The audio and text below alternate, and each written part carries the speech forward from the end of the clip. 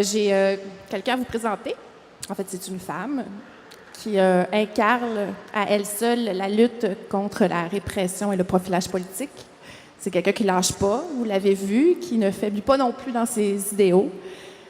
Je pense qu'on est nombreux à être solidaires. Donc, Bobette, je t'invite à venir sur la scène.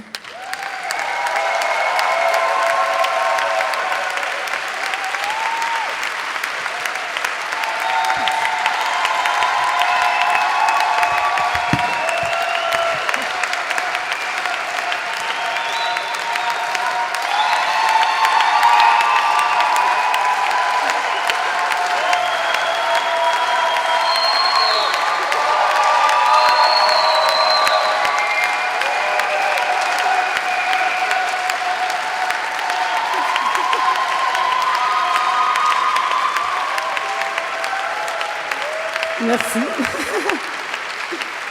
Je viens de perdre tout mon speech à cause de vous.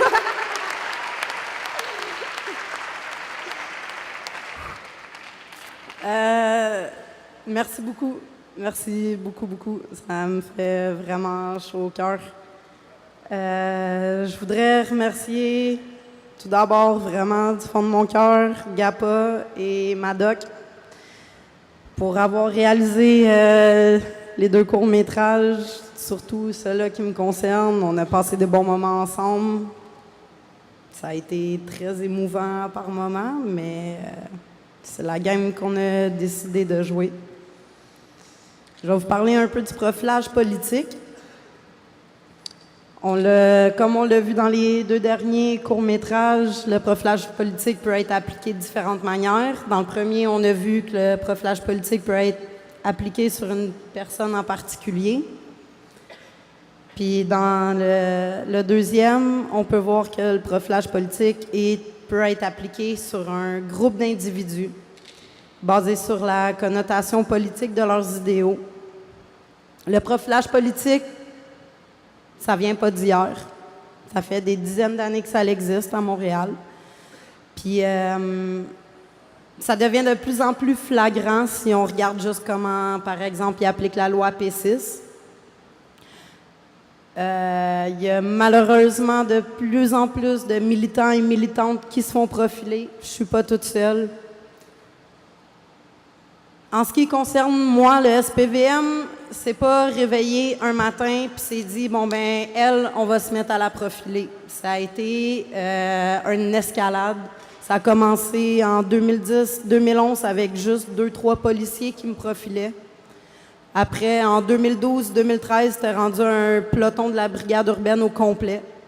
Puis là, on est rendu en 2014, c'est un poste de police au complet qui est rendu, qui me traque. Je peux plus venir à Montréal sans me faire soit arrêter, soit profiler. C'est vraiment dur, c'est vraiment dégueulasse. Fait que, suite au 1er mai, moi, j'ai décidé de répliquer à ça. Puis j'ai décidé de poursuivre le SPVM. Puis...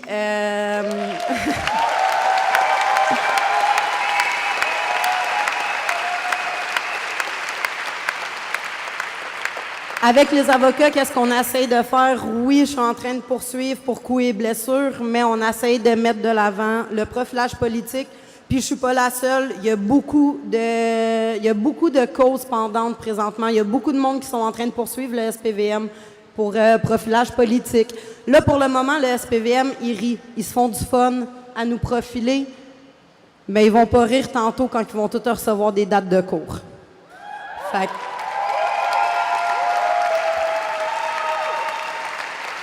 Fait que moi, j'ai décidé, tu sais, moi personnellement, j'ai décidé de poursuivre le service de police de Montréal. Ça fait maintenant peut-être 4 mois et demi à peu près qu'on a déposé la poursuite.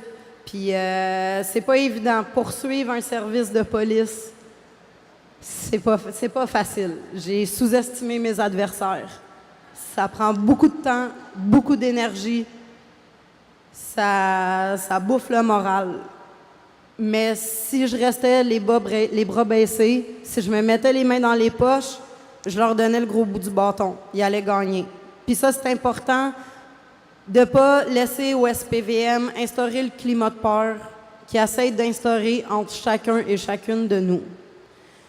Je voulais juste faire une rectification qui est vraiment importante pour moi par rapport aux 2 courts-métrages qui viennent passer. Quand je me suis fait arrêter à la cour municipale, le policier que j'ai soi-disant intimidé, c'est un policier qui m'a brisé le cou le 1er mai que je suis en train de poursuivre. C'est pour ça que je dis dans le documentaire que c'est un bizarre dadon qu'on a déposé la poursuite contre ce policier-là, en particulier le 10 juin. Puis une semaine plus tard, je me fais jumper dessus par 10 policiers quand je suis convoquée à la cour municipale, puis je me fais foutre des accusations criminelles d'intimidation sur un policier. Ils ont essayé de me briser physiquement, ils ont essayé de me briser mentalement. Je suis pas la seule qui est dans cette situation-là. On est plein de militants et militantes qui sont dans cette situation-là. Puis moi, j'ai juste un message à passer, que c'est important de ne pas leur laisser le bout du bâton.